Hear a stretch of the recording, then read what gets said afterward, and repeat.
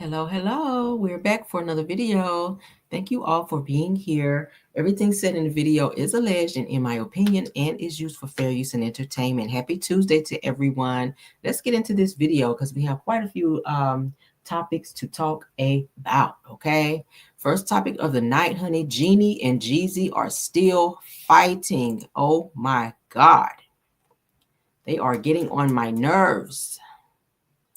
They are getting on my nerves. Let's get into it, honey, because they are still fighting. Jeannie Mai and Jeezy still battling it out with new subpoenas after settling their bitter divorce. So they've settled their divorce, but they're still fighting.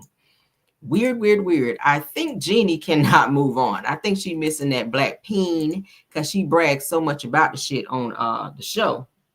On what was it, The Real? Child, I'm like, listen, please let him go.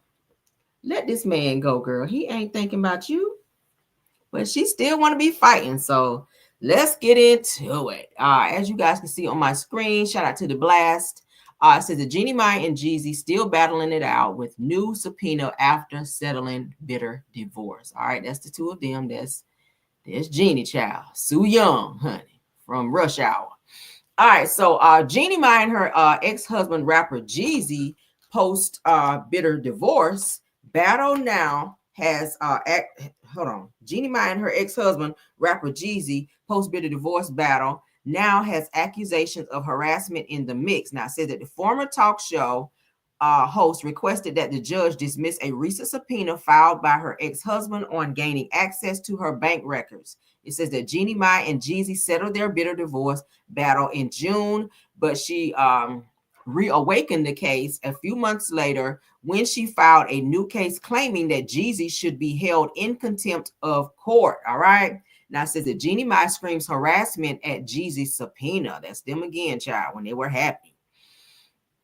Now it says that the mom of one asked the court to toss the subpoena sent by her rapper ex to City National Bank, stating that the move was an attempt to harass her. Now, Jeannie's legal team stated in the motion that her former husband sent two separate subpoenas. The first was reportedly sent on October the 22nd and the second on October 28th. It said that in the subpoena that Jeezy told City National Bank to produce Jeannie's financial details, including personal and business bank account statements, deposit slips, and evidence of withdrawals from indicated bank accounts before November 1st. It goes on to say that according to In Touch, shout out to them, said that the red carpet host accused Jeezy and his legal team of refusing to update her about the first one and labeled it a secret subpoena in her motion. It goes on to say that Jeannie says that ex subpoena is unrelated to their ongoing legal squabble. That is Jeannie. Lord, this is a mess. It says that Jeannie tagged the subpoenas as oppressive, unreasonable, and non-calculated to lead to the discovery of admissible evidence and requested for the purposes of annoyance, embarrassment, and oppression. It says that her attorney noted that the requests in the subpoenas do not relate to the subject matter of the current contempt action filed by the Star. It goes on to say that the legal rep continued that the Star has provided numerous alternative revenues for Jeezy to obtain the information that he is now requesting from Ms. Mai's personal and business bank accounts from the time period of June of 2024 to October of 2024. Jeannie's legal team continued that Jeezy's reputation of failing to fulfill his financial requirements, both in his prior unrelated custody case and based on the number of lawsuits that have been filed against him by his former employees and associates regarding non-payments of debt, making it clear that his motives were to harass and intimidate Ms. Mai. That's what her attorneys are saying, okay?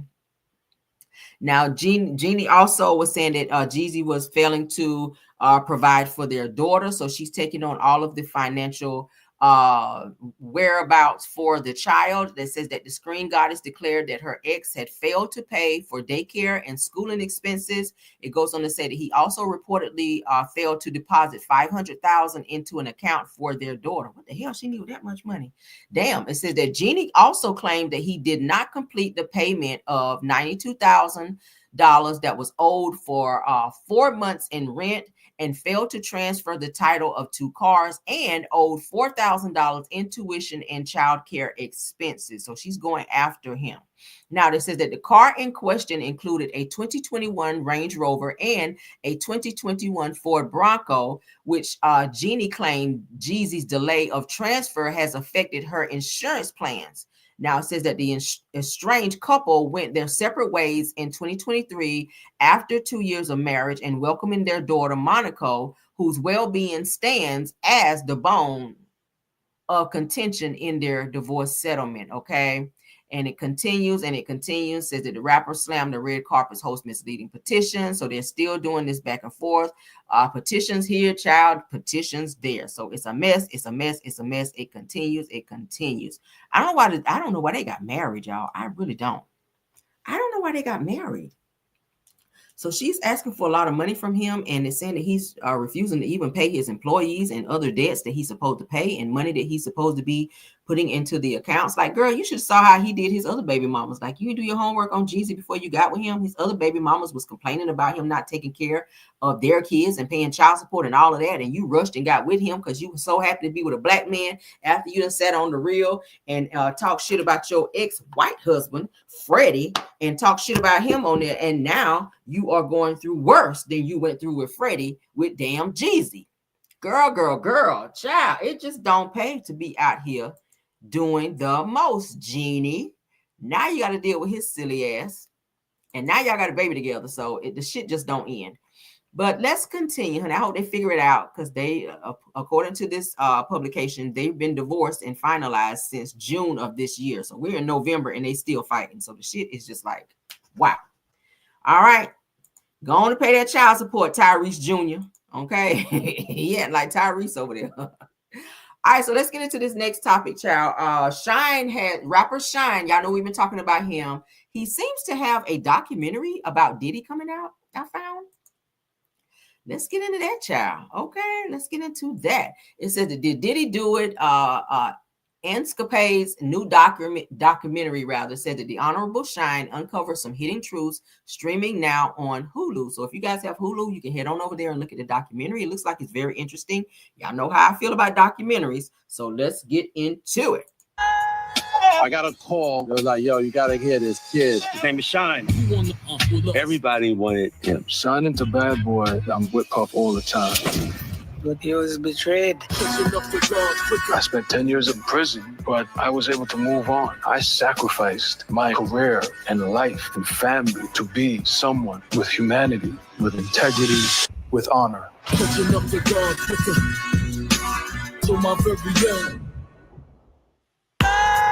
I got a call. It was like, so that look like that's gonna be interesting. I play it one more. Yo, you gotta hear this kid. His name is Shyne.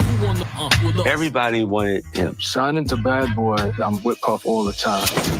But he was betrayed. I spent 10 years in prison, but I was able to move on. I sacrificed my career and life and family to be someone with humanity, with integrity, with honor.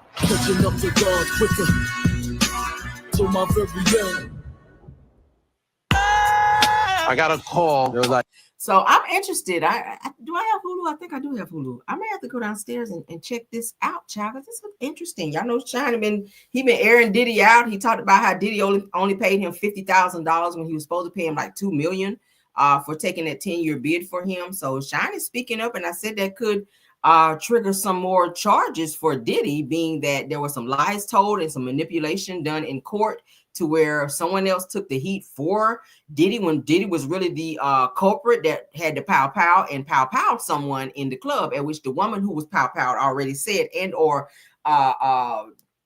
told it that Diddy was the one that pow her and not Shyne. So there you go. And Jennifer Lopez, your ass might be in trouble too. We talked about that. Let's move on, child. All right, so we've been talking about this damn interview with LisaRaye. Let's go ahead and get into it, honey. Shout out to my girl Empress, because we're gonna watch her actual live. Okay, so and she does not mind. That's my homie. So we're gonna get into this LisaRaye interview. Pretty interesting. She told a lot of stuff. She called out people in Hollywood and aired them out. I was like, oh my. So let's get into it, girl. Okay, let's make it big. I like I like it big. Let's make it big, okay? Nah. All right, so she is interviewing with Carlos King. So let's get into it. He asked some really good questions. So shout out to LisaRaye. Alleged, Shout out to misappropriating Empress, the too. funds and all that stuff, right? Hindsight's always 2020. Mhm. Did you ignore some? And I will say that Carlos King was a really good interviewer, and he asked a lot of good questions. Hold on. You weren't in love? No. I loved him, but I wasn't in love yet. Even when you married this man? Yeah, that's right. Your health is your biggest asset. These ads get on my nerves. Right, Carlos getting his money with ads already, but yeah, she said she didn't love her husband. She probably just got married, Hold on. I didn't know Empress was doing her commentary in between. Hold on, guys. Hold on. Because I have the actual video and I can speed it. Because I don't want to put her commentary on here. Okay, so I want her to get her credit for her commentary. That's my homie, and I know she don't mind, but I want to kind of do my own commentary like in between. So give me 1 second, y'all. Let me pull it back up because I got it. We got it. Give me 1 second. Because I'm going to be stopping it in between. And I'm going to speed it up just slightly so we can rush through this thing, honey. Because she's telling a lot of good stuff in here. So I don't want a commentary over her commentary. Thank y'all for being so patient, honey. I told y'all I wanted to look at this damn interview with Lisa. And she was saying she don't really do interviews with people like that. So she pretty much said that, hey, she was happy to do an interview with Carlos. I don't know what was so special about that, but hey, whatever. All right, so let's back it up a little bit. Where do I want to start? 11, 49. All right, we're going to start here. Pause. Let's share so y'all can see. All right, so we're going to watch together. Let's make her big because we like big, right? All right, I'm going to close caption it so that you guys can also see what's being said just in case. The music stopped and it's like, oh, okay. And so I don't really know how that happens to just turn it on and turn it off. I just think that it's more of a performance. It's like you're on and it's like, okay. And you rise to the occasion. At least I do. When you look at the industry now, do you feel like it's easier to get into Hollywood? Because one of the things that I have realized, and I just turned 45, okay? And I love it. And I'm telling the world. To the club because being over 40 is fantastic, but it also means we have a lot of history and we have a lot of memories from the good old days. Mm-hmm. And one thing I do share with my audience is the fact that back in the day, there was this sense of exclusivity. Mm-hmm. You had to be somebody in order to get into these rooms and to go to these places and to get these jobs. And you had to work and you had to have an acting coach and you had to study the craft. Do you feel like the art? Shout out to Carlos King. Art of keeping it real has really taken over now. Like keeping it real is just too TMI. Do you like that? And that's the way it is. It's like that. And you have to respect the levels. And what I mean by that is that our moms and dad didn't do it the same way that we did it. And we're not doing it the same way that the millennials are doing it. And guess what? The baby boomers and the Gen X's and all of that is going to do it totally different too, because the time is moving differently. We were talking about Elon Musk, his $30,000 robots that can babysit and can clean your house. I was like, I remember that. It's called the Jetsons. Remember that cartoon? The Jetsons. Yeah. And all of that stuff now is coming true. Back then we watched that, it was so futuristic. Now, not so much. So you have to move with the times. And so I respect that. Do I feel that they should have media training? Yeah. Do I feel like they should have someone to coach them through? Yes. Artist development is still real. It should be. Because then you're going to have the TMI too real. And now the kids are learning things that they don't need to learn too soon, too early. It's like too much. When you look back on your career, do you feel like you missed out on a lot of opportunities that were deserving to you? I'm going to tell you what one I should have did. As soon as I finished Players Club, like King of Diamonds in Miami, it should have been Queen of Diamonds everywhere. And I would have sold lingerie. I would have been a no, I'm just kidding. No. Escort, no, I'm just kidding. No. But I would have got those girls together. You know what I mean? I'd have been making a whole lot more money then. And then I could have turned it over to my daughter and still kept it in the family as a legacy. You know what I mean? It's, mama getting older. You go ahead and handle it, And when I'm in the strip club, that's right. I said when I'm in the strip club, when I go, it's almost like they press the button. She's here. And it's like Diamond gets all the dances. And I promise you, sometime I have to go, girl, if you don't get your titty out my face. You know what I mean? It was a movie, kind of thing. But I can't take myself too serious because that was my beginning. And I know that those jobs are an opportunity for those women to leave the position and the level in which their life is in to graduate to do something else. That's real. You know what I mean? So when I'm in there and I see them and I see the younger girls and I see the older ones that should just give it, retire. Yeah, they should retire. Hey, girl. You know what I mean? But I'm like everybody else. I got to roll with the punches, So that's interesting because back then there wasn't, like you said, there was no social media, but there also wasn't this sort of concentration of endorsement deals. Mm-hmm. And like you said, like you play this iconic stripper, right? And when you look even now, like Jocelyn Hernandez has her show, the Cabaret. And, there's deals and concerts and tours she's doing. I didn't even think about that. Like if there was a world in which somebody would have guided you and said, baby, Black folks love you. You got a Black audience, which by the way, everybody wants a Black audience. They really do because we are the architect of what's cool. So unfortunately, you didn't have somebody guide you. And do you feel like that speaks to how the industry was back then when it comes to Black actresses? Because it wasn't accepted as much back then. That movie, Players Club, and my character Diamond put stripping and dancing back on the map. It made it cool. It made it acceptable. But it wasn't so much for me as the actress because they were trying to come for me.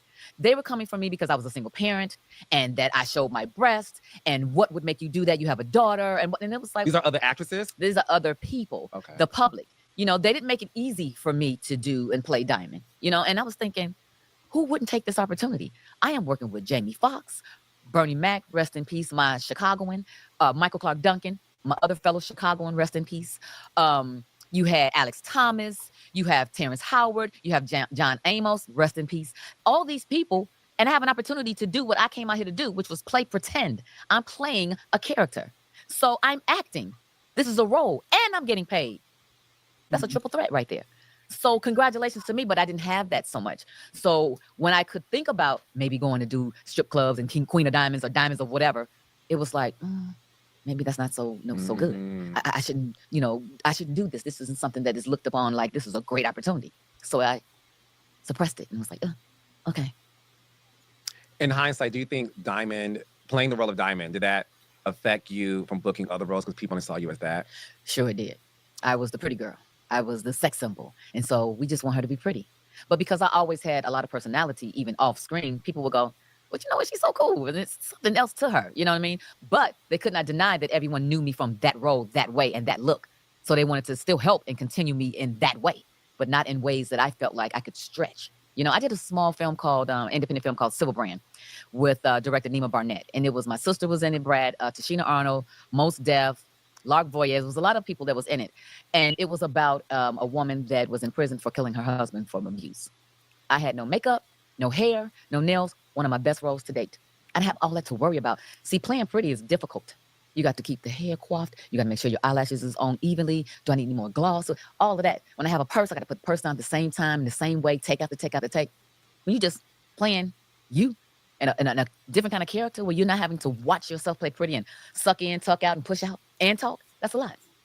When you're just being you in a character that you don't have all of that to worry about, then it's about the character. Is there one role you really wanted that you didn't get?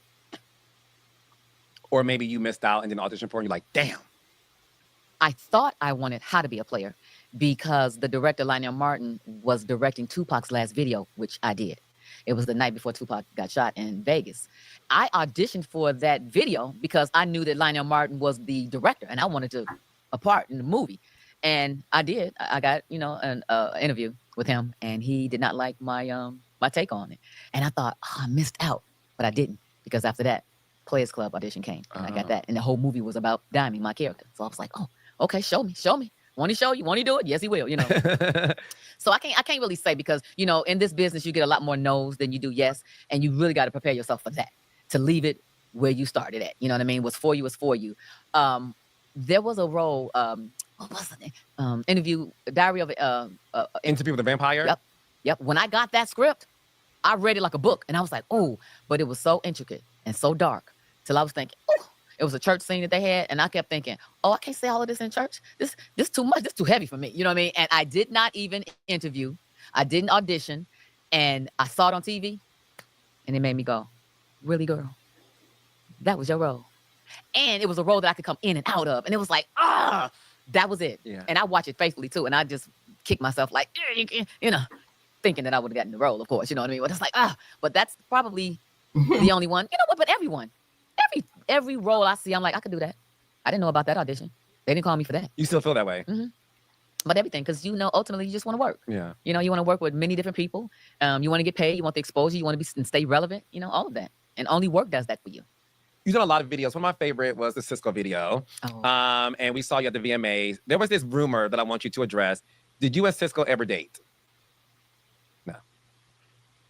But he was big time at that time. Huge. Mm-hmm. And I realized the association and how my Cisco. I could never imagine her being with no damn Cisco with his little self. My team was like, no, you should actually hang out with him, because if he wants to hang out with you and take you, because I think I went to the first appearance we had was the Wild Wild West premiere. Yes. I don't think that I ever would have had a chance to go if it wasn't for him, because I damn sure didn't get an invitation. You know what I'm saying? So of course, when he asked me, it was like, yes, I want to go. You know what I mean? And then we developed a friendship, and that's what people kind of kill me about the Hollywood stories. It's like relationships are key. Building relationships is key. It's not always about I slept with this person, I'm dating that person, I'm with that. No. I can't say nothing about the height different, because we know, folks go, different strokes for different folks. But I think people kind of know my type about now. You know what I mean? And so, and I'm not gonna say he wouldn't be, but he was a little shorter than I would want. But we to this day, like this, he's someone that when you hear that he's in concert, I'm like, oh, that's my friend. Let me call him. Yeah. Hey, I want to come see you. New Editions in town. Hey, Bobby, remember back in the day? Yes, I want to come. I want backstage passes too. It's the same, you know what I mean? Just fun. And I knew that at an early, tender age in my, career. A lot of men wanted you. Okay. Who was the most famous guy you dated? I don't really think, probably my first husband, which was Tony Martin of the San Diego Chargers, and he was on the Atlanta Falcons, and then he went on to the Miami Dolphins. I think so, because you know what? I haven't really dated anybody in LA. Like, I do long distance relationships, and I do them well, because I feel like you got your time to do what you need to do. I got my time to do what I need to do. And we have money enough between the both of us to get me wherever I need to be to see you. So that works for me. I've always been afraid to date in LA. I heard. What y'all think about that? She prefers long distance relationships. Did y'all know that about her? Because y'all know she's on Queen's Court this season again, and she's looking for her next man. So I don't know. She's looking for the next one, so we'll see what it's given. Yeah. Stories and what stories about the parties, about the Download Brothers, and about all of that. And I'm like, I ain't got none of that. You know what I mean? I don't want you to be playing with me. I don't want to be no notch on nobody's belt like I had her. I've never been no fuck girl. You know what I mean? None of that. You never had a whole phase? No. Nope. I'm a relationship girl. Now I can do the relationship on the under, but I'm gonna have somebody. Like people be thinking I'm single, and it's like, okay, you know what I mean? But I make it what I want it to be. But I like to feel warm and fuzzy, and I can't feel that way if I know that you out here with her, and her. That don't make me feel warm and fuzzy at all. Not even when you just with me and you in my face. It's like, I wonder when he leaves me, where's he going? I don't want to have to wonder that. I don't have to think about all of that. That's the least thing I need to think about. You're gonna start trying to make me feel insecure, and I am not. I know I'm a good woman, and I want to be good to whatever man that deserves that. And what I think people don't understand is you are, and tell me if I'm wrong, but being around you and seeing you at your home, you are a domestic woman, mm-hmm. and you are a wife. Mm-hmm. Like you are really a wife, and you don't mind taking care of your man, yes. as long as he obviously takes care of you and respects you and provides for you. Mm-hmm. Is that the reason why it's been maybe challenging to find somebody that is your happily ever after? It's been challenging because when they first step to me, they think they're getting one thing, and then they get deeper because I'm more of some things than they ever expected. And what I mean by that is that you see me and that's LisaRaye. the woman from Players Club. That's Diamond. That's every other character that I've played. She's a freak. She's sexy. She's this. She's gonna be turning me upside down, you know. And I'm actually not that at all. How I'm gonna turn you upside down is that you're gonna like those little things about me. That when you leave me, you're gonna miss me because I'm going to bring a certain energy to your life that's not boring, that is sexy, that's domesticated, and that is that person that is fun, loving, and family. That to me is the core of who I am. I am family. And I don't want anybody else to see me like that because I don't wake up like that. That's my job. That's what I do. That's what I created. That's when they say action. You're welcome to come to work with me and see that girl. And a couple of times in the bedroom, you'll see, you know, a couple of characters too. You know what I mean? But that's our business. You know what I mean? Like Tamla says. But when I don't play characters, you get a rawness that I need you to like and love too. So give me that opportunity and that chance to show you that girl. And when you do, you're stuck. You're stuck. I have met people that's like, I had no idea. And I go, yeah, and you never would have if you wouldn't have been here. But everybody don't get to see that girl because everybody don't deserve to see that girl. That's my private life. You know, I got to keep something sacred. And I'm learning that more and more and more, even now. Just some of the rumors and some of the things that they talk about, I'm not even interested in talking about them anymore. Yeah. I don't care what you think. Yes, no, up, down, across the way. Okay. All right. That's me. I am a grandmother now. I'm caring about what my family is thinking about me. I'm caring about me and my me space, where I have to go, what I have left, what my legacy is going to be, how I'm going to make passive income. Period. That's what I'm not even looking for a man, really. You know how they say that he'll find you so you don't go looking for him? It's like, girl, please, you know. I know that when the time comes, it's going to come. But that don't mean that I'm not, you know, I'm not lonely. I'm alone sometimes. But lonely, I got too many people around me. My granddaughter just, that unconditional love that she gives me. When I tell you I laugh every day and cry. Because the love that she had, it just fills me up so much. Till I can't believe that I was mad at my daughter for getting pregnant in the first place. I was like, oops, okay, I'm glad she's here. You know what I mean? But when I look at her, she does it for me. She put everything in perspective for me. Yeah. Did a lot of that have to do with your very public second marriage? I mean, you were the first lady. And LisaRaye McCoy, baby. Honey, before Meghan Markle, yes, let's have a real conversation. You owned it.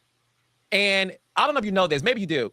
The Black community was so proud of you. Yes. And we were, no, like, seriously, we were like, because you are regal and you have all this class. And we were so proud that you were in that position because you really, this is what people don't know. You really took that position very seriously in terms of working with the locals and working with the officials and making sure that people had their just due and making sure the rights were there. Did that public relationship damage you in some way? Of course it did. I was very embarrassed about the shenanigans that took place and how it was even handled. And how it was kind of swept under the rug on just how much that I did for Turks and Caicos Islands. You know, I was aware of some people going to like you, some people are not. But I don't think that people understood that I left my career. I left what I was trying to build in my dreams to go over to another country. So I had no friends there. I had no family there. I had no one there for me, no support for me. It was just he and I. And I then was thrown into becoming this first lady with no protocol. With no, this is how you're supposed to do it. And this is what we expect of you. And it was like, what do you want to do? And it's like, what am I supposed to do? What can I do over here? It's new laws. It's different rules. Everything is different over here. You know, so I don't know who can show me, teach me, tell me, you know, and I didn't have that person. And so it made me have to sit back and go, what can you tackle that you know how to do so you can make a good impression? And I knew that I love kids. So I bought the first, you know, carnival, Christmas carnival over to the country. They had never seen any rides and carnivals and, you know, games and stuff like that. And I bought a middleweight fight over there, Zab Judah. And I started the film festival. And then I just attached myself to what and who I am, entertainment. So the film festival, the music festival, I would call people and say, hey, it's a small country. We can't afford to pay you your rate and definitely what you deserve. But can I make it a vacation out of you for you and your family and come and put a little money in your pocket and you can allow me to shine with my people all over here? You know, and everyone that I called, I must say, everyone that I called, they came. Alicia Keys, Lionel Richie, LL, Cedric the Entertainer, Chris Tucker, like everybody, because they were proud of me and they knew what I was trying to do. And it's not really until I do interviews that I recall and remember just how much I've done. I think somehow I kind of tried to come back and regain what I left, which was a part of my career, a part of who I was. It was like, who am I now? Am I still LisaRaye? Am I still a sex symbol? Do I still got it? Do I reinvent myself? Like, where do I go when I came back from off of the divorce, you know? And I was in survival mode. for me in my own country. It was like, let me go back to the 50 states that love LisaRaye. You know what I mean? Forget this one island, But I did my thing there.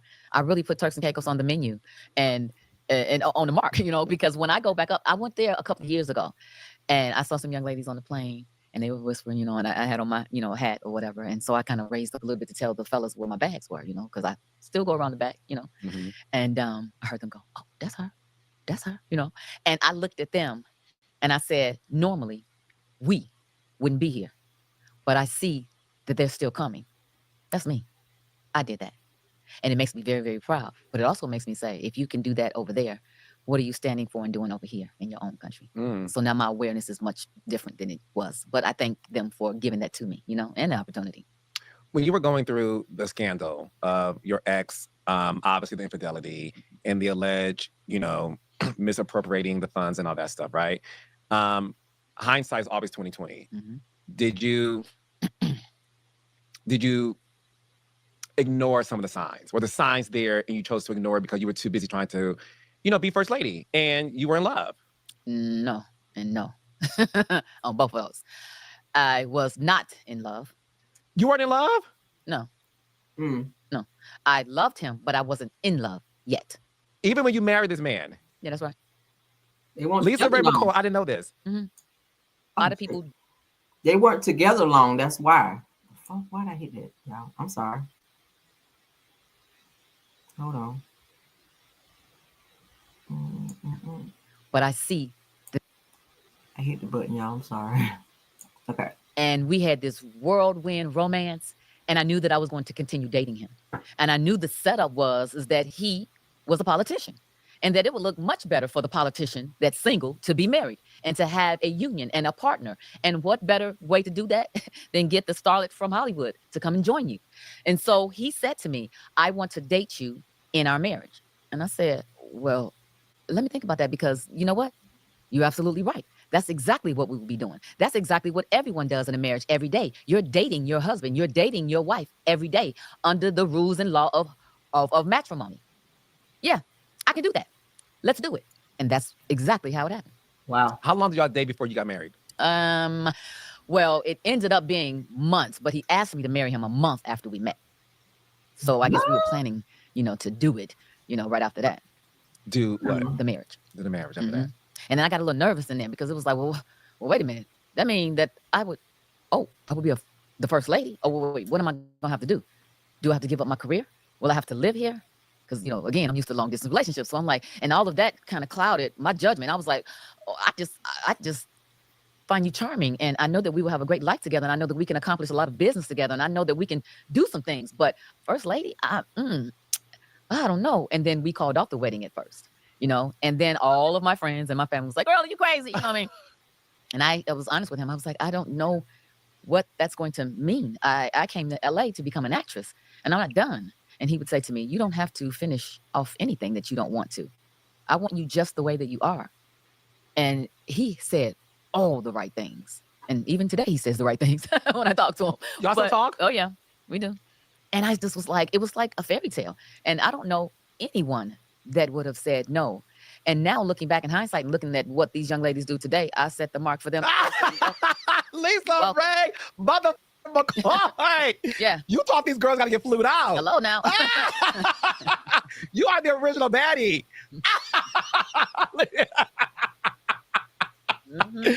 This is what I'm fascinated by this. And I'm fascinated by I was too. No, about your honesty too, because the thing is this. A lot of these girls will never admit, like, okay, I met this man. He's into me. I may not be in love with him, but I see the potential because, listen, let's have a real conversation. Marriage is a business. Okay? A lot of these girls nowadays, and this always happened, but you are the OG. Everybody wants to marry somebody that can teach them something and elevate them. You should, at least. I hope that's what you're looking for, because you can do bad by yourself. I say it all the time, but they want to give me a bad, rep for it. But I don't care, because my thing is I can stand on what I've accomplished. I'm an accomplished actress. I'm successful in my own right. You can find a whole slew of people out there that's doing it better than I. But for me and my family, I am doing great. So that means I want to match my swag. I want you to do great too. Because can you imagine the greater things that we can do together? Come on, somebody. Hello. What you say? Oh, those are the bitches in the back. Yes. Were you sexually attracted to him? We had a one-night stand. When he came to get me, we had an 18-hour date that was fantastic. And explain to me this 18-hour date. I had a 3-hour one the other day. No. And I thought a 3-hour date was good. You got to be 18 hours? I was in Jamaica hosting a whole entire week in hedonism. And he said to me, can I come over to take you to dinner because you're not that far from Turks and Caicos Islands? I said, absolutely. I'm doing this week. Come on over, whatever. So he comes and he takes me and all my friends and my family to this restaurant. The restaurant was kind of slow. And I'm like, what is going on in the restaurant? My cousin said, girl, he didn't close down the restaurant for you. I said, oh, I like that. And he should, absolutely, So I'm already, feeling like he got some style here. And he goes to the party with me, and him and his entourage is over to the side, but he's watching me, but he's still content and secure enough to let me do my thing. And I watch everybody in the party. You know what I mean? So I was thinking, okay, he know how to get in where he fit in. He's not doing too much. He's laid back. I like all of this vibe that he's giving. And he walked me to my hotel door and he said, I would love to host you in Turks and Caicos Islands. You're not far. We had talked on the beach for hours until the sun came up about everything, And I said to him, I said, I'll let you know. I have 2 more days here. I'll let you know. I went inside. Everybody was up waiting on me. Like, how was it? I said, it was great. I had fun. We talked about da-da-da-da. I said, you guys want to go to Turks and Caicos? They was like, hell yeah. I said, let's go. I called him. I said, well, we are going to come. That's how I roll, And so he said, no problem. And he came back to get us. And to me, I said, you going to come back and get me? So that meant he was on a private plane. And I'm with that as well. We got on the plane, maybe an hour into the snooze. I looked out the window and I felt like, remember that show, The Plane, Fantasy Island? Yes. I felt like that. I was like, wow, look at this water. Oh my God, it was beautiful. We landed. We went through customs in the back way, you know what I mean? And I already knew he had a little pub, right? I'm like, oh, no, and I heard on his card it said Minister of Tourism. The ministers that we call ministers over here is the godly ministers. So I don't know that mean anything different. I'm like, oh, God bless you. I curse too much. I know, right? I'm going to say a couple of shit, damn it.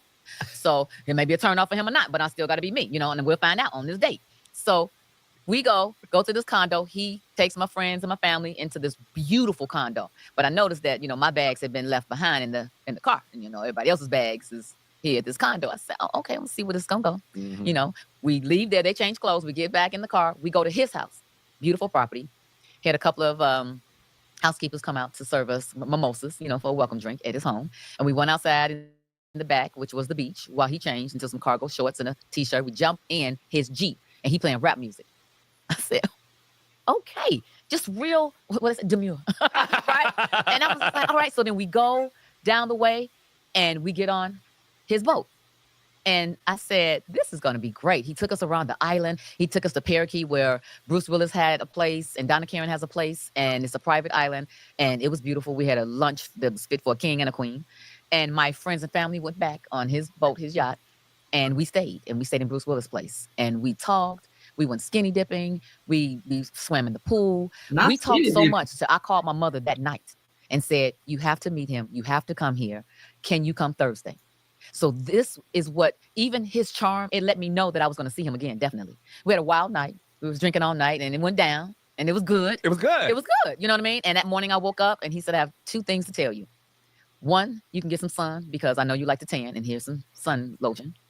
He says, and the other one is you have an hour, your flight leaves. And I said, what do you mean? I said, I gotta go. So I'm running around and I'm half wet, whatever. And he's driving me to the airport and we have a police escort. And I'm thinking, whatever and however they're doing it over here, I like it. So I was like, go ahead. You know what I mean? So we get into the airport and I'm like, where's my friends and family? He's like, they're at the airport already. I said, he is handling everything. I go through the airport, we holding hands. I see this big picture of him on the wall. And I look at him and I said, why is your picture on the wall? He says, well, I am the premier. I said, what does that mean? He said, it's like the president. I said, cha-ching. I love you so Bingo. much. And I said, see you Thursday. You know what I mean? And so, the deal was already sealed before I even saw him at the airport. But I can't say that he didn't make the deal sweeter. Of course he did. Success, no success. Girl, you had already sealed the deal when you took them damn drawers off over there, skinny dipping and whatnot. But go off, girl. Listen, because nobody wants to be real anymore. This is a real conversation because, listen, it's nice to be with a powerful man. Oh yeah. And it doesn't make you a gold digger at all, because obviously people think you're a gold digger. You know, that's LisaRaye, you know, she can't. Why waste your time dating somebody who is not going to elevate your life? And not even just that, but here's the thing. I don't want to stress you out by trying to keep up with my lifestyle that I already have and am accustomed to. Period. Why? Because if I'm going to these restaurants just for lunch meetings and it takes you your whole check to take me there, I don't want to stress you out. You cannot hang with me. You are still wanting a vacation for the weekend. I vacationing on holiday for the month. We are not going to be able to make this work. Right. That's simple to me. That's right. I feel her on that. You know what? You know what? He's enjoying this. Yeah. So I don't really care about them saying that. So many people now, and it's only the women that don't know any better, or the ones that have not experienced it. Teach the girl. Well, let mama show you. No, teach let us. auntie show you. You know what I mean? Because I've been there, done that. I'm not trying to be with anyone that I have to be a teacher. You know, life is spanking us right now. Life is our teacher. Can I live in a house where I'm always teaching you as well? That's too much. That's too heavy. I don't want that. Period. I'm gonna teach you some things, you know, on an everyday basis, but not where, you know, the life lessons you were supposed to have and stored up on me, because I'm damn sure gonna give them to you. I'm well traveled. I'm well cultured. I'm talented. I'm successful. I'm domesticated. I'm family. You get all these things. Don't you know that I have a list as well? You need to have your list. Do I check the boxes that you need for in a woman? Do you check the boxes for me? Period. And one of them has to be accomplished, successful, powerful, and rich. It's other things though. It's funny. It's God-fearing. It's family. It's generous. It's a leader. But see, those first four that I named, normally all those other things at the bottom come with that type of men. Because businessmen move differently, more strategic than the rest. Because their moves, they have a lot on the line to lose if they make the wrong decision. If you still trying to play it off and trying to figure it out and all of that, you kind of, you just getting a little bit. Bosses say, let me have that. And let I have one too. Exactly. And a boss bitch is going to say, exactly, that's what you were supposed to do. I'm not going to sit there and go, oh my God, he said I can have one too. That's for the women that don't know no better. And I'm deserving of. You're supposed to. The way that I was reared, I came from a two-part family, a mother and a father, not a single parent. So I saw my mother being the housewife and taking care of my father. I saw my father being the one that takes care of the family, you know, the provider, the leader. I saw that. It's all I know. It's all I know. And all I know is that my mother didn't work. Now, I'm a millennial woman, right? So I work and I know how to do both. So give me twofold then. Because you're not lacking anything. You get a bonus. You get both.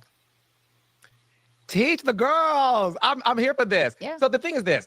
Okay, most women though, if they know their man is cheating, who's powerful, he has all of this, they stay. They turn a blind eye. Why didn't you stay knowing that he cheated on you? Well, I knew that we both were not 100% in this marriage. You know, I knew that we were feeling our way through. And I knew that he was dealing with wanting me in a different capacity than what I could give him at the time.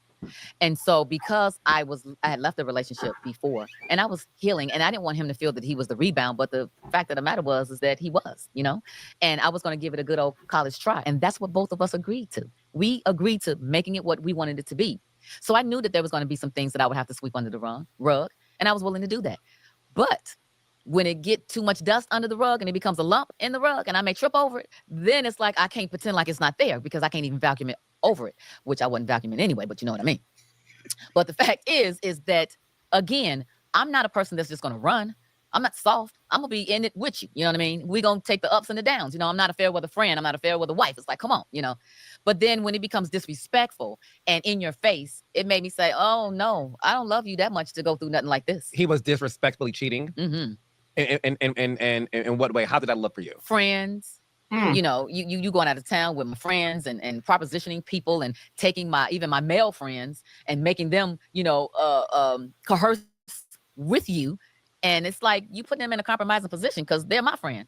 And now you're trying to Crazy. buy their loyalty, and now they're feeling compromised. Like, oh, I want to tell LisaRaye, but I still want to go out of town to Prague with him, and I still want to ride in the private plane, and I still want to be invited to the party. So I'm just gonna plead the fifth and not say anything, and maybe that's it. And it's like, no. You have to remember, I introduced you to him.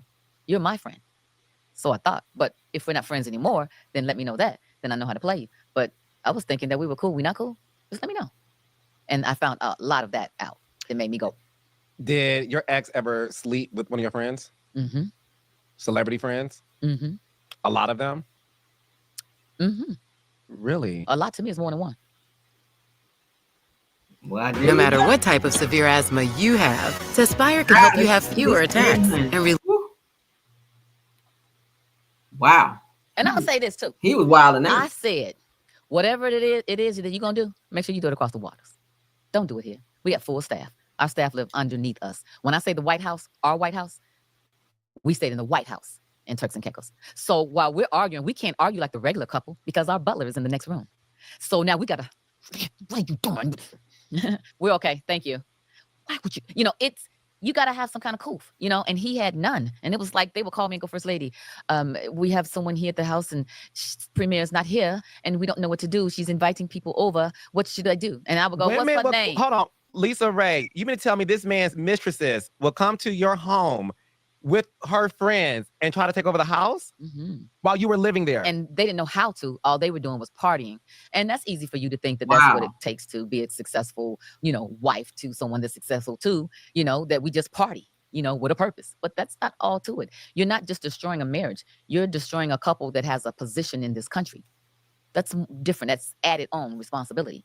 And so with all of my friends and people that knew that I was now this new first lady of this country, when you come over there to seek out my husband or to even be turned on by him or propositioned by him, however way it go, you should do what any rightful person would do and go, oh, I don't want to get in the middle of this. This too much. I made history. I am the first African-American actress to be a first lady. The first actress was Grace Kelly. Mm-hmm. Why would you try to, but it's always us, they try to bring us down. Why would you come in between that and try to destroy that for your opportunity when this opportunity is already new and you've interviewed me before and you knew that I was first lady? You knew what it was, but you came over for the parties anyway. And it's a lot of them that don't really know that I know that he slept with them. When you have pillow talk with someone, he wasn't just my boyfriend. He was my husband. So even though we found our way back to a friendship, it's just that we're friends. So I still ask questions and go, you know what about that time? Did you sleep with her? He said, yeah. I go, really? He go, mm-hmm. And I go, wow. She's still in my face and she don't even think I know. Wow. So for that alone, for me here, and here's the thing, let me go on record saying that when I talk about my past of first lady, it's not because I miss my life and I'm just waddling in that. It is because I'm doing an interview and to know what I've gone through is to know where I've been. That part of my past, I'm not embarrassed about it any longer. I find the good out of it. But there are things that happen that helps me move in a different way in my life now. So I'll never forget those things. And I can't forget because every now and then I see them. And I just have to smile and go, you see these women who slept with your husband. And guy friends that made him their friend and pushed me to the side. You mentioned that Dwayne Martin was one of those guys. Oh, you said it. That was friends with him, obviously. No shade to him, but we know him because of Tisha. Don't have no shade to him. What? No. Oh, you said you don't have no shade. Oh, okay. Okay, I got it. You're such a Libra. I love you so much. Because, we know him as Will Smith's best friend and obviously as the legendary Tisha Campbell's husband. Ex-husband. Ex-husband, sorry. I mean, at the time, yeah. Husband, but yes, ex-husband now. Sure. Were you the one who had to tell Tisha Campbell that her man was cheating on her? It wasn't my place. I did not, and I can't even answer that because I don't know. No, I was not in the room with him, obviously. I knew that there was some inappropriate things that was going on, that why he was coming back and forth to Turks, and I couldn't stop him from coming to my house when I would say to him, I no longer want you in the vicinity of me. You and I are no longer friends. You said this to him? Yes. Mm-hmm. And he would still come over anyway? Mm-hmm. In your house? Mm-hmm. My brother said to me, he said, First Lady, Mr. Martin is here. Premier is not here. So should he stay in the big house or do I give him one of the guest homes? And I didn't want to put my butler in the middle. I wanted to say, tell his ass to go home. But, and I said, I didn't even know that he was there, but wrapping my head around that, I'm thinking, why would he be husband when I've mentioned that I no longer want to even see him. So you all got that much business going on that you saying, forget me, that you just gonna have him come anyway. He's not standing in the big house, but he's standing in the little house over here, the guest home. But the fact that, because listen, my parents, very old school. My father fell out with his best friend because one day this man came over to our house to see my mother when my father wasn't home. Oh yeah, because old school men don't play that. So that's what I'm saying. Don't play that. So the fact that Dwayne would fly all the way to Turks and come into that home and your husband not even there. And that's why I can't respect him, you know, because we had a one-on-one discussion. It was like, what are you doing? My marriage is new. I don't know what you do in your marriage. I don't even know how you conduct your marriage, but whatever it is, leave mine alone. I said this. And for him to just bald-facedly say, hey, if it ain't me, it's going to be somebody. It was like, what? When I was a kid, my mom would always put Harry and David pairs in our stockings. And if you got that gold one, it was like you. We're back. Wow. I was like, okay. Yeah. Yeah. So for me, it's like every time I see him, I just look and I saw him at a party. Recently? It was like last year. And he parked in front of me in the valet. And, you know, trying to be the bigger person. I was just like, oh. And I said, maybe we can talk about this, you know, because it's been years, you know. And I said, you want to talk about it? I said, okay. And we kind of just left it like that. Because I don't know what he could possibly say to me. Or maybe, you know, even from then to now, I'm sure that he has grown with it, you know, with his opinion or whatever, how he handled it. But I'm not so sure that he can ever say anything to me that would make me go, I got it. I understand now why you did that or why you took that position. I don't know what that is. I'm not harboring on it. Obviously, I've moved on with my life and he has too. But again, I'll never forget. No, that's right. And unfortunately, he wasn't the only celebrity male friend of yours who would do this. Because I feel like Michael, my ex-husband, thought that I have a friend now that's in Hollywood. So really, he could replace you because now he can bring me everyone in Hollywood that I need. Do you think Michael used you to get into Hollywood? I don't think that was the plan originally, but it didn't hurt. You know, I was Hollywood. He should have. You know what I mean? Your wife is an actress. So it's like, what can I bring to the table to make us stronger and better? And that's what I had. So I don't think that was a bad thing. Are you and Tisha Campbell still friends? We are. And I understood when she and I were not speaking because that was her husband. And what am I going to say? You know, you think she blamed you? No, not at all. But she was going through her own thing, you know, because when I wasn't speaking to him and I said all kind of things about him publicly, she was upset because it was like, I got kids and my kids are reading all of this and they know you and they knew that you and Dwayne was on the show together. And so they're listening and looking at this and reading this and they're like, oh, maybe she knows something that we don't know about Dad. And I did not think about it that way. I did not. And when she brought it to my attention, I could not do anything but respect it and say, yeah. So when she couldn't speak to me or chose not to speak to me to keep down the peace in her home, I'm sure in whatever other reasons, understood that. And when it was over, she and I got together, we hugged, we talked. And I simply said to her, I know that you were going to take your time to fill out whatever you needed to fill out. And I'm sorry that you're going through what you're going through now, but I'm going to be here as much as you allow me to be. Because as a woman that has been there, done that, and as even a future person that is trying to find love again and doing it again, I knew that she and I would connect. And every now and then she'll send me a text and say, hey, thinking about you. Love you, sis. And I feel the same exact way. It's growth. And when you can find yourself back to a situation where you have grown apart and you can grow back together and show people that something don't have to always keep you apart. You can grow up and out from that and say, that was then and this is now. You alleged too that Nicole Murphy had relations with your ex-husband. Were you two friends? Birthday parties. I've been to her house. She was at my bachelorette party. But you know what? At that time, my mother told me then. She said, you know, but you got to watch that one there. And I was like, who? I said, the one dancing. She said, yes, that's Eddie Murphy's wife. She said, you got to watch that one. Current wife at the time or ex at the time? I want to say, I think she was still married. They were still married. Wow. And I was like, no, you know. And so, you know, when your mom tell you something about new school, you feel like you old school, you know. And she was right. How'd you find that out? I had checked the manifest of my plane because we owned a plane. And so when you check that list, it says all the people that have rode on the plane. And she didn't ride on it with me, and nor did she receive an invitation from me. So if you had a girlfriend that has her own island, I would think that you would call and say, hey, girl, I'm coming, because I was getting everybody to come. So why you would accept an invitation from him and you don't even know him is unbeknownst to me. I don't know how that could happen. Do you? Wow. I guess not.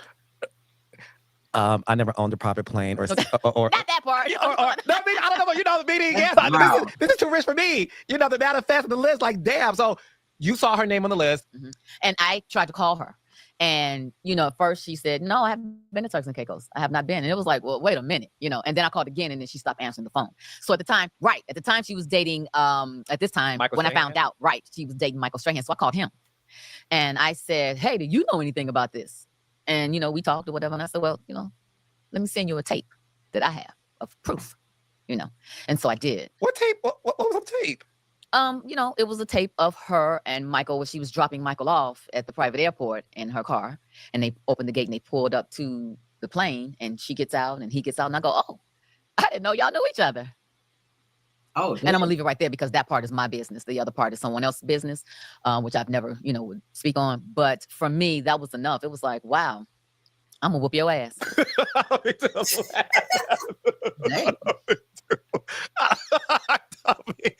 LisaRaye, I'm sorry. I didn't mean to laugh. No, I'm hey, sorry. you know, I'm sorry. My bad. That's just how much I was just like, what? Bitch, you don't do that. Friends don't do that now. You know what I'm saying? Like that's something that I would think an enemy would do or somebody that I just don't know. But someone that you have to watch your girl. Where I come from, south side of Chicago, that's an ass whooping. That's an ass whooping. Period. I just had too many other things going on, but I can't say that I didn't try to get her. You tried to fight Nicole Murphy? I tried to. She did some old dumb shit, and I was like, who you talking to? You know, and I had to let her know that I am not the one or the two. Period. Because I'm not. I am not at all that ever. When you told Michael Strahan, did he break up with her immediately? No. Mm-mm. Do you think he believed you? Well, you have the evidence. Right. You have the evidence. But that's one of those things that when you're in a relationship, you and your partner try to figure out, is this worth us breaking up? Or is, you know, and I'm sure that they did that, you know, so that was them, you know, and it didn't make Michael and I break up either, you know what I mean? But it added to the things that I was dealing with. And for me, it was just like, yeah, this is all too much. I don't have to go through any of this. It's not fair to me. It's not fair to him. You know, if you want to be with someone else or you want to be with everyone else, do that without me. It's very disappointing because obviously you introduced, and the good thing is you two are friends, right? But at the time, you introduced this man into your world. You opened the doors to your world. He opened the doors to his world. Yes. You went into his world trying to make things right from a government perspective and from a global notoriety perspective. And the doors you're opening, he's using that to bring in women to sleep with and bring in wingmen to also join on this. That's very devastating. Very. And it's happening publicly. Yeah. And the thing is, there's one of the worst things in the world. When you're in a relationship. The amount of women that he was sleeping with, y'all, I hope she wasn't still sleeping with him unprotected, because that shit is nasty. Ain't no fucking telling what he had, because it's given that he was just like running through women. I don't even think she's talking about all the women that he was like seeing. Like, so I feel like he did kind of use her to get into her world to have access to more women, even though he had access to women, but more women like in Hollywood and people that she knew, which I thought was kind of effed up, that you would F around with somebody that she knows and that she considered to be friends and flying them in on your private jet and then laying up with them. That shit is crazy. I don't understand that. Relationship is to know that you invited women around your husband being comfortable, and they are going behind your back sleeping with him.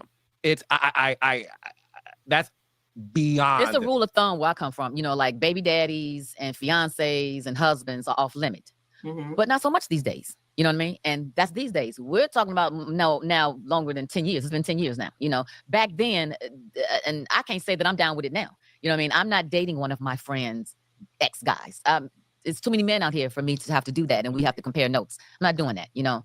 But some, you know, it's switch, and you switch, and now she with him and him with her. And when I want to taste of this, and I want to taste of her too. You know what I mean? It's like, okay, that's your prerogative, but it just wasn't mine, and you don't get to cut off my choice. You know, my choice is if I'm going to accept this or not. If I want to be down with it, then okay. But I'm saying no, I don't want to be a part of this triangle, or a rectangle, or a circle. I'm not down with it. I know Nicole Murphy was also messing with actress Layla Rashawn's husband too. He's a producer. Go look that up. Like, that's real facts. She was messing with him and even flew out when he was directing a movie to go and be with him while Layla Rashawn was home with the kids, y'all. Did y'all know that? Layla Rashawn, honey, from Waiting to Exhale. Y'all don't remember her? Child, go look it up. Because Nicole Murphy's ass was showing up messing with her husband. Going through this, obviously you have a very, public friendship with Biblical Fox. Wait, and let me just say this too. Yes. I have been very public about Nicole, when she did that, the shit with Lila Rashawn's husband, Antoine Fuqua. You did your homework. And so I just said it. have talked about it before. But again, when she went on Wendy Williams to say that I lied, I was like, wait a minute, I talked to Michael the night before and said, hey, Nicole said, he said, she lying. I said, how many times you sleep with her? He said, about 2 or 3. I said, oh, okay. Okay. So I don't need her to honor the truth or to even say the truth. I don't care. I'm at a whole different place in my life. You know what I mean? But what I do know is what I do care about is don't come in my face. Don't do that. Don't do that. Was she like physically in your face, like she's about to do something? Oh, no, hell no. Absolutely not.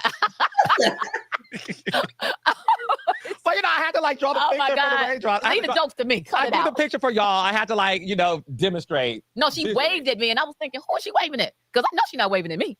And so I went to go ask her, who did you try to beckon me over here? Because here I am. You don't want to do it here? Oh, not a problem. We can go back here. Right here. And you can leave your friends. Oh, it don't look like they're coming anyway. Oh, sorry. But yeah. Yeah. Saving for the car of your dreams is good. I have a newfound respect for LisaRaye. I swear. The car of your dreams is saving you thanks to automatic crash response. Sarah. All right, we back, child. What you were gonna say? No, so I mean, listen. So What are your, it's nothing that I'm proud of. You know what I mean? But it happened. Yeah. And it happened to me. And it's nothing good about it. You know what I mean? And it's a constant reminder because people ask me about it. It's part of my past, and so they want to know. And because I have been vocal about it, I would love to put it to rest. You know what I mean? Maybe after this, I can. You know what I mean? But when I look at my wedding pictures and I see my bachelorette party and I see her there, it makes me go, girl, you better be glad I am still maturing even now. Because I could really, I know. Yeah, Yeah. I know. Oh, I know. One of your really good friends is Biblical Fox, and you two had a very public falling out.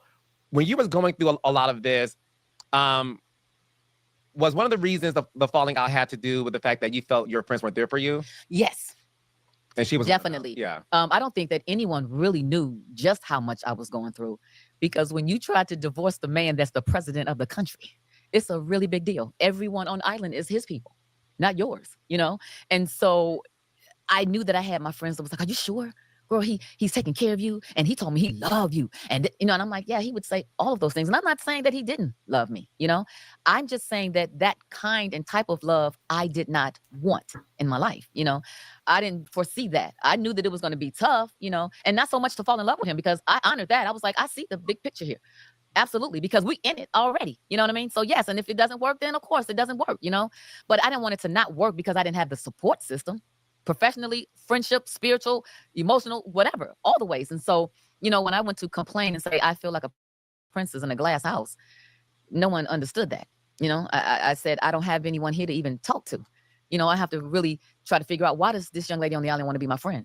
Is it because I'm the first lady? Is it because she's trying to get close to him? Is it because she wants a job? What are the reasons, really?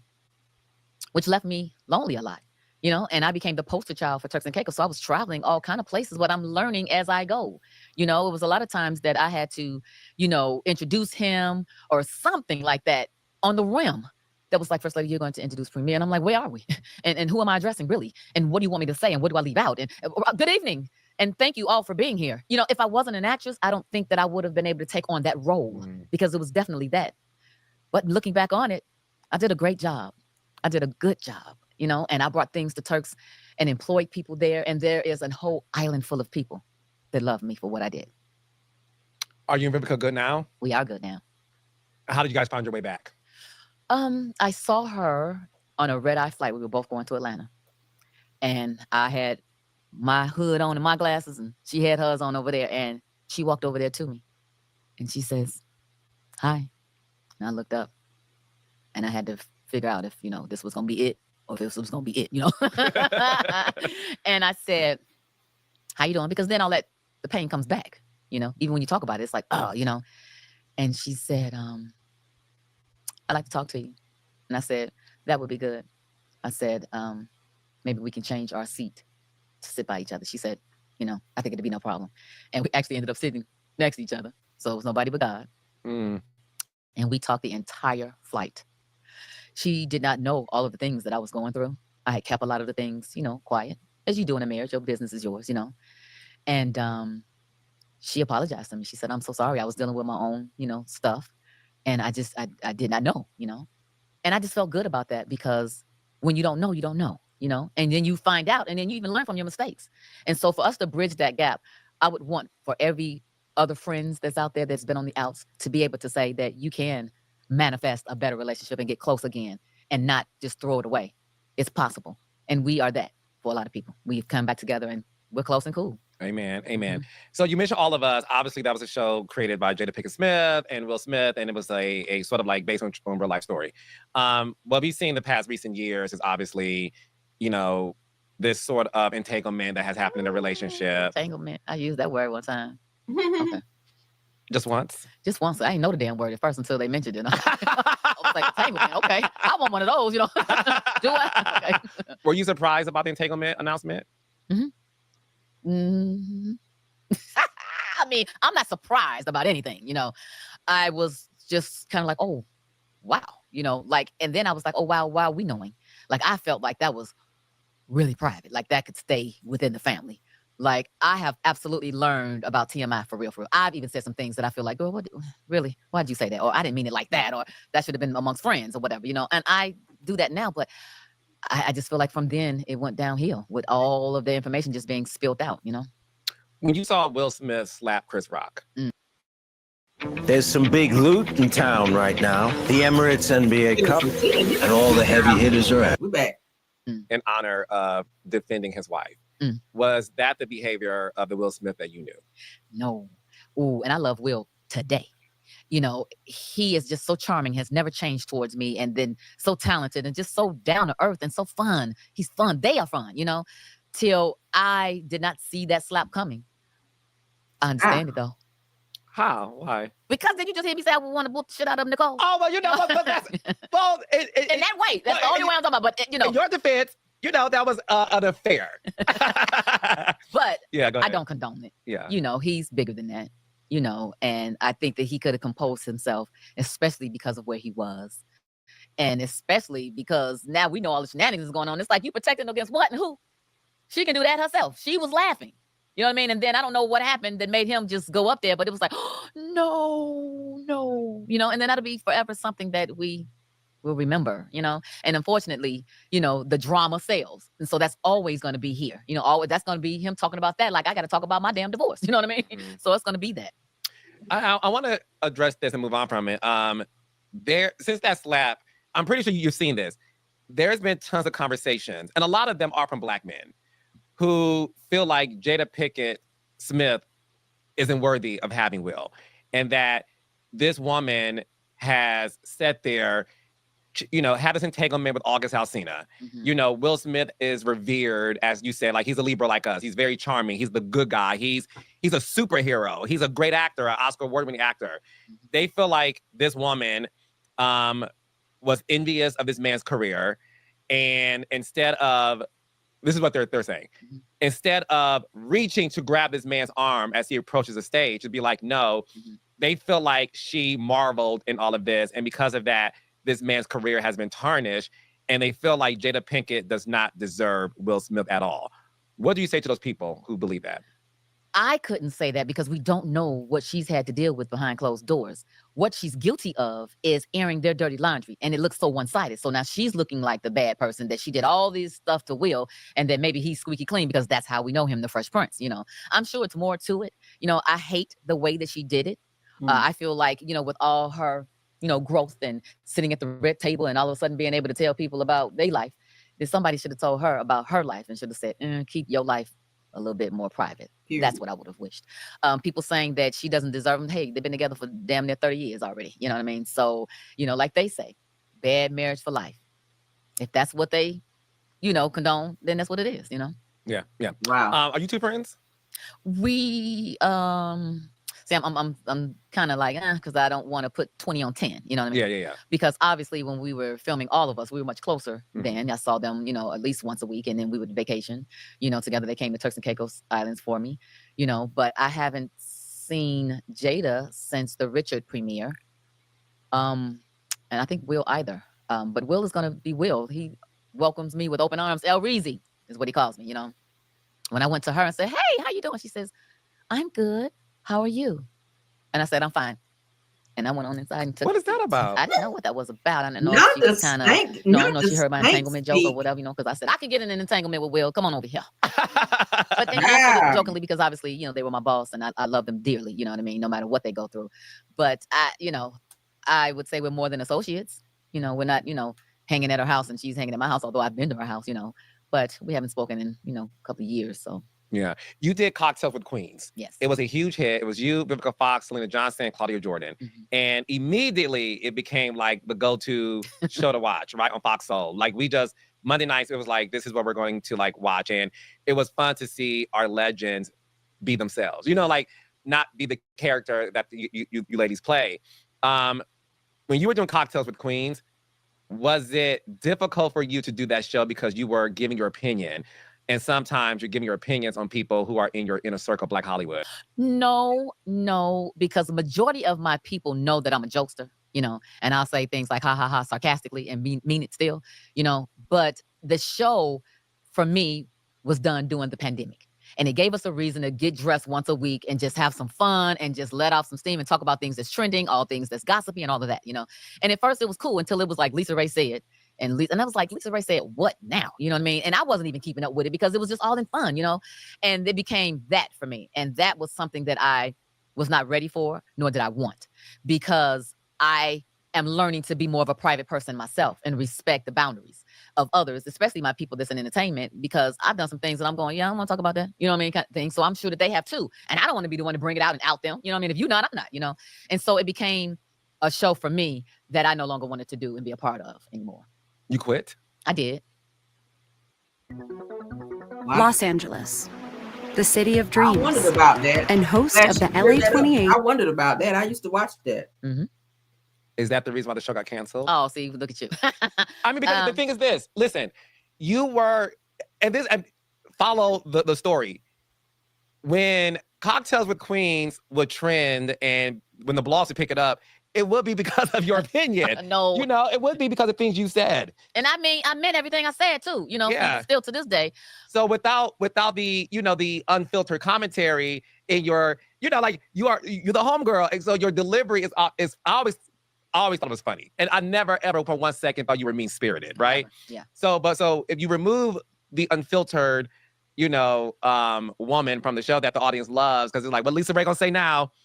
Do they feel like there's no show without LisaRaye? Listen, it became more troublesome for me because I'm filming and I'm in Africa. I'm doing a movie in Italy. And now I got to stay up to 2 and 3 o'clock in the morning to do the show because of the time difference. And now I have to be on set at 6 a.m. It was just a lot even for that one night. You know what I mean? And then I was dealing with my mom. My mom was sick and I was her caretaker. So that was going downhill. So it was more than what I wanted to do for that little paycheck.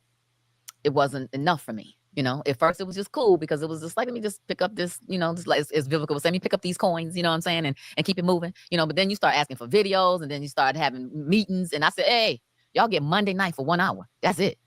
Anything else is a bonus, is an extra. Now you asking one ask deserves another ask. And I'm asking for a raise then. You want to ask me for some other shit? I'm asking for some shit too. I know that. And then when it didn't happen, I still stuck in there, because we had, big dreams of maybe going into the studio, but I really had to pull the ladies aside and say, I'm, really not feeling this. And it's really not my thing. And I called them individually. A lot of times Claudia and Selena and I would still stay on after we go off air and we talk and we all became so very close, you know what I mean? Because they knew what I was dealing with as well. We all would know what each other was dealing with. And when I said that, I no longer want to do it, and so I called, the producer and I said that, no hard feelings or whatever, but I'm just in a different place, and then a couple of weeks after that, the show had went down. Wow. Were you blamed for it? I don't know. I didn't never hear that. So I don't think so. But if I am, so I don't give a shit. I love her. I love her. Because I know that I don't care what it was for. I didn't feel it no more. So, I'm going to move on, You are one of a kind. I love Touching everything. Okay. Okay, so now we're seeing you on Queen's Court. I'm still a queen. Everywhere I go, queen, baby. It's fitting for you. By the way, that marketing photo shoot. That billboard that I got, I'm in the middle. Pow. It's everything. And I was surprised that you would do a dating show. What made you say yes to Queen's Court? Was it Will Packer's affiliation to it? Like, what made you say yes? It was Will Packer's call to me. Will Packer called you directly. He did. He called me and he said that he has this show, and I've probably seen the first season. It was Tamar and Evelyn and Nivea. And I said, yeah, I've seen it, And he said, we on strike right now. Reality can film. I'm filming. Think this would be a good look for you. Come on, I know we've been wanting to work together, but not in this capacity, but this is something. And I was like, sold. I had never worked with Peacock before, a reputable network, and I said, absolutely. And you make moves like that, when you're in position to, you know what I mean? And so I remember when I found out that Will was producing the Oscars, and I called him, was like, bravo, brother, bravo. You know what I mean? And so there's still relationship there. Yeah. Now, do I want to be in his next film? Yes, I do. But I'll be waiting. Fight Night Part 2. Hello. So I had reasons to want to do it. You know what I mean? I knew that he wasn't going to do anything shabby. I knew he was going to do something with integrity. I knew that this was going to be a grown show. And who don't like love? I like love like everybody else. And if I woulda, coulda, shoulda, then let's do it. If not, then I'm not losing anything. I had a great time filming it. The fellas was wonderful. Producers and director, marvelous. Yeah, they helped me get through the death of my mom and the death of my aunt, which happened when I was filming. So I can look at certain scenes and go, yep, I was up all night crying. You can tell. You know what I mean? But my dates was fun. The guys that I walked away with, we're friends now. Great interview.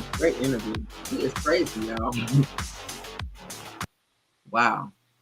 You can absolutely meet someone and 2 weeks with them, 3 weeks with them, 4 weeks. You're going to find something about them that makes you all have a common ground that you can talk about. I love people. I love talking. I love entertaining. I love relationships.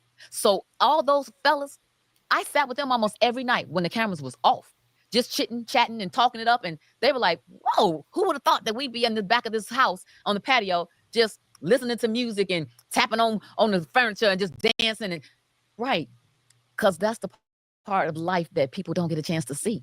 And I bring it to life. I had a fantastic time. What was it like working with K. Michelle and Delicious? I'm sorry, London. There you go. K. Michelle, I left with a sister friend. Definitely. I saw her growth. I saw her pain. I saw her talent. I did not know a lot about her or London. I heard what I hear, you know what I mean? And it's not always all good, but I got that too, And so I went in with an open mind. I did not want to share a house with women because I already came from my own house with just a lot of estrogen, you know what I mean? So I was like, but it was times that I would be in Kay's room and she was rocking me while I was crying. We pray together. I got an opportunity to listen to her country music, which that is what she's supposed to be doing. When I tell you that music, that is her. I got an opportunity to see what her struggles were and how I can help her. Like I left that house with a sister friend for real. Not so much with London, only because we didn't get a chance to vibe as much because she didn't stay in the house as much. She had other things that was going on that she had to attend to. So she was in and out. So we made the best of that because I had already known her before. She had interviewed me on her radio show in Detroit before. She had been to my house before. We had seen and partied before. So there was already camaraderie there, already. So I was just glad that there was a show to showcase Black women that is looking for love and finding a sisterhood. What was fascinating was the fact that one of the men was the ex of your daughter. So when you saw him, explain that to us because that doesn't happen every day. I know. And it couldn't have been strings pulled by producers because they had no idea. So the producers did not know that. No, it happened real time. Wow. So I saw him. And again, my daughter and him had dated maybe over 7 years ago or so. 7, 8 years ago. Oh, even more than that, because my grandbaby is 7. So maybe 10 years ago now, and I had given him an opportunity on Single Ladies when I was filming to be in one of the scenes. So I knew that he wanted to be an up and coming, and every now and then we'll talk. He'll say Happy Mother's Day and Merry Christmas or whatever, So when I saw him, I was thinking, what are you doing here? It was a joke inside for me. And I was like, let me give him some camera time, is what I was thinking. And so that's why I was like, let me go over here, because I can tell that he was avoiding me. You know what I mean? And I was thinking, you gotta avoid me. Like, I know what you're here for. You know, obviously it's not gonna happen with you and I, but maybe I can take this opportunity to see how much you've grown, because I know what you and my daughter went through, and she told me the truth about your relationship. So I'm gonna take this, moment to kind of find out, where is your head at now, kind of thing. But he laid it on me. He gave me some information that made me go, I did not know that. And again, nothing that I was embarrassed about. I don't think that will ever be, especially when it comes to family, because I'm more of a support, but I was shocked, and I felt bad. And I definitely felt bad having him across from me and seeing the pain that he was going through. The mama bearing me is the first and foremost person that came out, and I wished him nothing but luck. And I said, obviously, this won't happen, but I hope that you do find love, because everybody deserves love. But I felt like after that, and they said, cut, I said, y'all done gave y'all first good episode. But I knew I was going to get them good TV anyway. So. Oh, no, you're great television. And even, listen, and you're so transparent, because even the FaceTime call to Kai, your daughter, you learning, obviously, through him about the termination of the pregnancy, and just seeing how emotional you got. What was going on in y'all relationship at that time to where she didn't feel the need to share that with you? I think it's just a mama-daughter relationship. If she hadn't found her way through life yet and figured out what she wanted to do. So she wasn't in school. She wasn't working. She wasn't doing any of that. And then to come home and say, I'm pregnant, would make any mama go, what? What part of the game is this? You know what I mean? And I did the same thing with my mother. I never told my mother when I got pregnant and terminated a pregnancy. So I didn't feel bad that, she didn't tell me. It wasn't that at all. I was glad that she handled her business. I look at my granddaughter now, and my tears came from the joy of me looking at my daughter saying, you have grown. You made your decision and you stuck by it. I'm going to honor that. You gave me a beautiful granddaughter that I'm glad that the growth from there to there allowed you to have this granddaughter for me. And we are even in a different place. Mm-hmm. Thank you. So we see you in Queen's Court, and there's like this whole thing with reboots. These iconic shows that are rebooting. Single Ladies is one of my favorite shows of all time. Mine too. Stacey Littlejohn. Yes, no. Shout out to Stacey Littlejohn, Queen Latifah. It was amazing. Would you ever do a reboot of Single Ladies? In a heartbeat. And I think it's necessary. I think it's needed. Especially because even when I did Single Ladies and I was in my 40s and the other girls was in their 30s, I thought that it was great to show mature love. Just love wins. Love wins no matter what, you know what I mean? And you show the ups and downs, and you show the eye candy, not just from the women's perspective, but from the men's perspective as well. Men talk just as much as we do, and you in a partnership goes through some things that you wish that didn't happen, that you were embarrassed about, that you want to sweep under the rug, but you still stay. What are some of those things? And what are some of the deal breakers too? That's life. So I believe that Single Ladies was right there with Girlfriends. When we had Girlfriends, we was like rooting for all the characters. That's how Single Ladies was. We were sharp. We gave you fashion. Oh, did we give you fashion? I ain't never wore so much color.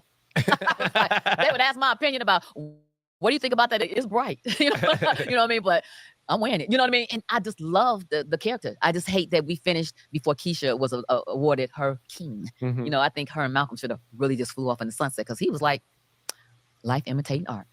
That's true. It is. It's like I had the man that was successful. He loved me. We both had game. We both had swag. We knew how to dress. We knew about game. Like, we were on it. You know what I mean? And neither one of us played any games. It's like, oh, you gonna do that? Okay, I'm gonna do this over here. But then find our way back to each other. And that's just how life is. And I hate that they didn't really get a chance to seal the deal. Would you reboot it with the same cast? Yes. So you and Stacey Dash would be good? Yes. Because I know that you heard about that too. Well, no, that you almost got into a physical fight with Stacey Dash. I just don't like that, the way that sounds, a physical fight. I I'm not into fighting. I'm just into respect. Exactly. And I'm not going to give it, and I'm not going to receive it. They did almost fight now. I remember that part of it. I said, oh, and I also think this too, and you tell me if I'm wrong. I think I heard that, listen, Stacey Dash at that time, and that's at that time, I don't know how she is now, but was a prima donna, a diva on set, but wasn't a lot of it towards the crew. And it wasn't towards me. I was going to say, your team respect for workplace. And I wanted to make sure that was clear. It wasn't towards you. It was not. And we were friends. And even afterwards, after they made more of it than what it was, I had to go to her and go, are we good? Or am I to believe what's going on? Like, what's up? She was like, no, we're good. I was like, okay, because I didn't know we had a problem before that. You know what I mean? So everybody made something up that was not that, you know? And I even understood when it happened because it was 2, 3 o'clock in the morning. It was take after take. Her man was in town. It was like, and we normally say, hey, girl, come on. I want this. I need to get home. And we like, okay, come on. You know, we do that for each other. Yeah. So I understood. She was like, come on, you know? But when it flipped, and I just was like, girl, just do what the director tell you. And then we can get out of here, you know? I just didn't like the way she handled it, or that the way she thought it was going to go down. I was like, no, I'm not the one or the two. So, you know, stop that, please. You know? So we look at life now. It's 2024. You are as beautiful as ever. Are you in love? Yeah. You're in love? Oh my God, yes. You got a good man, Savannah? No, I have a 7-year-old. You got it. And she is everything. What about a man? I was in a relationship for like maybe 2.5 years, but when my mom passed, I went dark, you know, and he did not know how to handle that situation. To me, if you leave someone in the midst of a funeral and you don't know how to pay respects, he's just not man enough for me. Oh. And so I'm glad that I saw that, because at that time, that's when you can't pick me up. Any other time, I'm good, you know. And so it gave me a real strong message to say, oh, thank you, I dodged a bullet.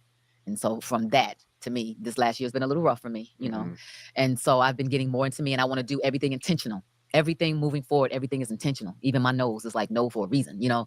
And so, you know, I feel like I'm making space and room now, not just and only for me and my family, but for someone to come in my life and me really give it the time. I couldn't do it even in Queen's Court. You know, I was just a mess, really. And I was like, I need to love on me. Yeah. That's right. I don't want to get all weird, but I'm very spiritual, and I feel like your mom's so your mom revealed to you about this man that you were with for 2.5 years. Okay. Your mother, obviously, your guardian angel. You know that, right? So your mother is your permanent guardian angel.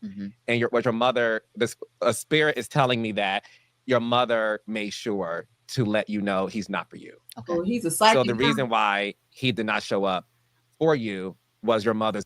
Carlos trying to act like he Miss Cleo in this bitch. Like, is he a psychic now? Psychic Carlos? Way of revealing that to you. Calling me so now. that you won't waste your time with him anymore. And your mother, there's somebody else out there for you. I believe that. But that had to be seen. And the reason why I'm feeling that too is because I know that somebody else went through that. And your mother is reminding me, like, yes, you know somebody that went through that. Tell her that's what happened. Your mama's sassy. Still protecting me. Yeah, that was her way of saying, like, no, I have to reveal that to you so that you don't waste another moment. And I normally, you know, and I don't. And I knew that then. Okay, good. I knew that when he left and did not attend the funeral, because he asked for my hand in marriage to my mom. And so my thing is, I don't know what you're feeling and thinking that can go on at a funeral and what you're insecure about, but you would come to pay respects to my mom. But you didn't even do that. You overlooked that and my feelings. It was like, oh, this is a wrap. And so because I have never spoken to him again after that, I am cool with it. And I am friends with all of my exes, but he can stay exactly where he at. Wow. See? So you're good. Their mama's good. And again, I don't want to impose, but I felt it overwhelmingly. And I had no idea you don't speak to him. So that goes to show you that that was a protection. Yeah. And I've been getting that. And I prayed and I asked my mother before she left this earth. And I said, please come back and talk to me and let me know that I can communicate with you. Let me know you're there, you know, please. And she's done it a couple of times. So if it don't never happen again, which I hope it does, but if it never happens again, she has given me those little moments to say, I live, baby. I'm proud of you. You're smart. You're pretty. You're kind. You're important. No, but you know, I left you here for a reason. Now you do what I did. Make sure that your babies are going to be okay. Because my family, my mother and my father, make sure that I'm okay even now. And it felt good to be able to say, I don't need it right now. I'm going to sign it back over for my kids because I'm successful.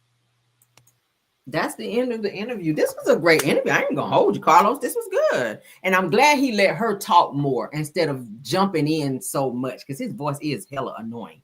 But this was a great interview. I learned a lot about Lisa that I didn't even damn know. Wow, Nicole, girl, I'm shocked at you. But this was great. I hope you guys enjoyed this. I wanted to definitely talk about it and or show this interview, because I do like LisaRaye. I've always been a fan of LisaRaye, so it was very enlightening to watch her interview and learn a little bit more about her. I didn't know all that was going on about her marriage with the guy Michael Missick from Turks and Caicos either. So that was some weird stuff. But he love bombed the hell out of her, and he played the shit out of her as well. So I'm glad she got away from him. Not so happy that she's friends with him again, but hey, if she can forgive him, that's her child. I'm glad they can be on the kumbaya, whatever. But he wouldn't have been my friend after doing all that shit, I'm saying. But thank y'all so much for coming by. We're going to end this live now. I hope y'all enjoyed this video. Please don't forget to like the video.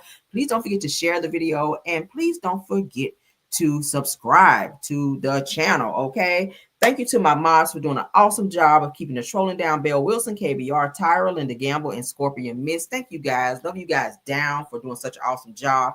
And to all of the content creators that join us, Truth TV Podcast, Purple Unicorn, Aries Girl Podcast, Deary Talk Show, Messy Health ATL, Boss Lady Brand, Girlfriend Chronicles, Chronicles of Kim K, and Love Seeing Her. Thank you all for coming by and checking out my channel. Y'all check them out as well and support, because they're always supporting me. So I always like to support those that support me. Okay.